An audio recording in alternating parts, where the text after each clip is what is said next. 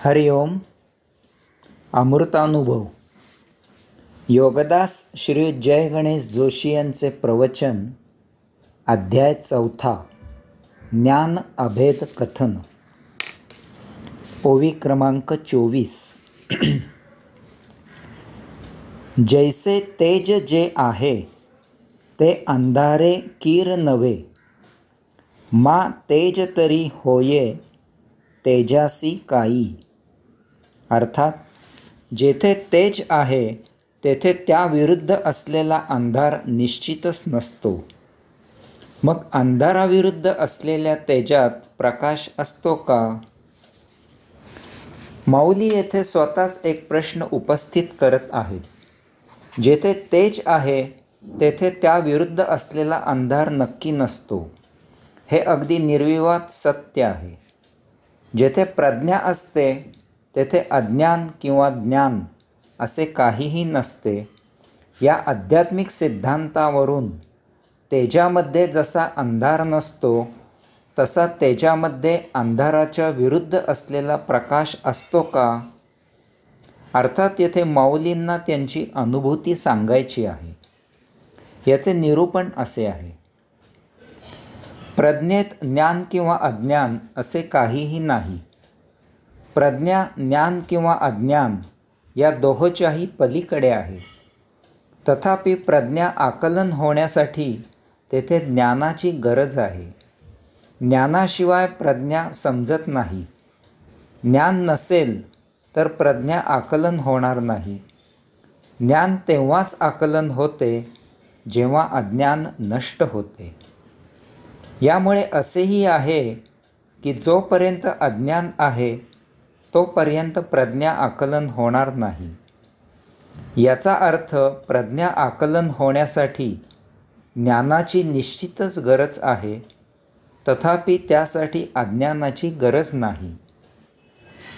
उदाहरणार्थ सूर्य उगवला हे आपल्याला समजले, तथापि सूर्य उगवला हे अमेरिकेत कोणालाही माहीत नाही, कारण तेथे अजून रात्र आहे. म्हणजे सूर्य उगवला हे ज्ञान आपल्याला आहे आणि त्याबद्दल अमेरिकेत त्याचे अज्ञान आहे.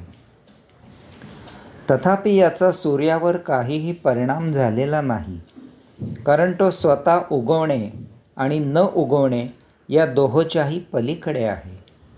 म्हणजे सूर्याच्या उगवण्याची चाहूल लागण्यासाठी ज्ञानाची गरज आहे, परंतु त्यासाठी अज्ञानाची गरज नाही. माऊलींना या ओवीत सांगायचे आहे की तेजामध्ये प्रकाश आणि अंधार असे काहीही नाही. तेज या दोहोच्या पलीकडे आहे. तथापि तेज आकलन होण्यासाठी प्रकाशाची गरज आहे. प्रकाशामुळे तेज प्रत्यक्ष माहीत होते. तथापि तेज आकलन होण्यासाठी अंधाराची गरज नाही. अंधाराने तेज प्रत्यक्ष माहीत होत नाही. याचा अर्थ अंधार जेव्हा प्रकाशाने नष्ट होतो तेव्हा तेथे प्रकाश असल्यामुळे तेजाचे आकलन होते.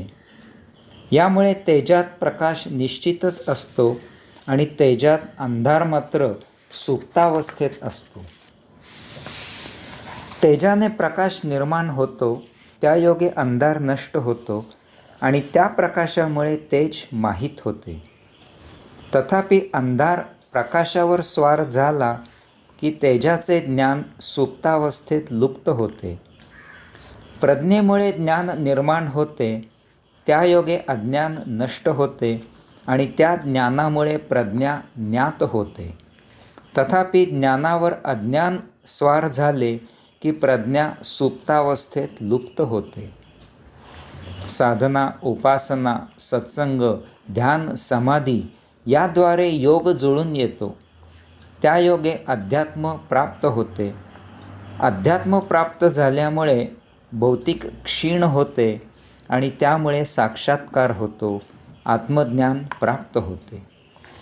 याचा अर्थ आत्मज्ञान अध्यात्मामुळे प्राप्त होते, परंतु जोपर्यंत भौतिक आहे तोपर्यंत आत्मज्ञान होत नाही. आत्मज्ञानात अध्यात्म निश्चितच प्रत्यक्ष आहे आणि भौतिक सुप्तावस्थेत अप्रत्यक्षपणे आहे. ओवी क्रमांक 25. तैसे असणे आणि नसणे हे नाही जया होणे, आता मिथ्या ऐसे येणे बोले गमे. अर्थात आत्मपरब्रह्मात असणे किंवा नसणे अशा कोणत्याच अवस्था नसतात. याचा अर्थ आत्मपरब्रह्म असे काही नसतेच की काय. ओवी क्रमांक 26. तरी काही नाही सर्वथा, ऐसी जरी व्यवस्था, तरी नाही हे प्रथा कवणासी पा. अर्थात जर आत्मपरब्रह्म असे काही नसतेच असे मान्य केले तर ते नाही हे कोणाला जाणवते. मागील ओव्यांमधून ज्ञानमात्र प्रज्ञा आणि तेज यांचे निरूपण केले. आता मूलभूत असलेले आत्मपरब्रह्म याचे निरूपण करायचे आहे, त्याची सत्यता जाणून घ्यायची आहे. माऊली या ओवीत म्हणतात की आत्मपरब्रह्मात असणे किंवा नसणे असे दोन्हीही नसतात. याचा अर्थ आत्मपरब्रह्म परम शून्यावस्थेत असते, म्हणजे तेथे काहीही नाही अशी अवस्था आहे. आता आत्मपरब्रह्म जर शून्यावस्थेत असले आणि तेथे काहीही नाही अशी अवस्था असली तर ते आहे की नाही, कारण शून्य म्हणजे काहीही नाही अशी अवस्था असते. यावर माऊली एक मूलभूत मुद्दा उपस्थित करतात की समजा आपण हे मान्य केले की आत्मपरब्रह्म असे काही नाही, तर आता एक वेगळा मूलभूत मुद्दा उपस्थित होतो की आत्मपरब्रह्म नाही असे कोणाला जाणवले, कारण तेथे काहीही नाही असे कोणाला तरी अनुभवायला यायला हवे, तरच तसे मान्य करण्यात काही तथ्य आहे. नाहीतर सर्व हवेत बोलण्यासारखे हास्यास्पद होईल. हरिओम.